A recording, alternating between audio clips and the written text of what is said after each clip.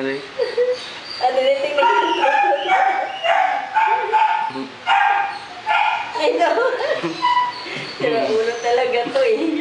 Di ba parehas pang lalaki yan? Oo, first lalaki. Abnormal yan eh. Ito masyadong maliit. Ito tatawag na toy, toy poodle. Ano mo?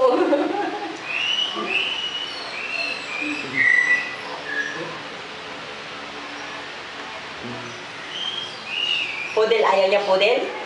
Ayaw niya po. Sabi mo poodle ayaw? Toy poodle yan. Baka paglaban, kulot-kulot. Kulot-kulot ang daksan. Oo nga.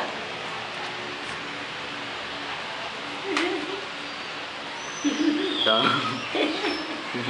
Era ulo yan eh.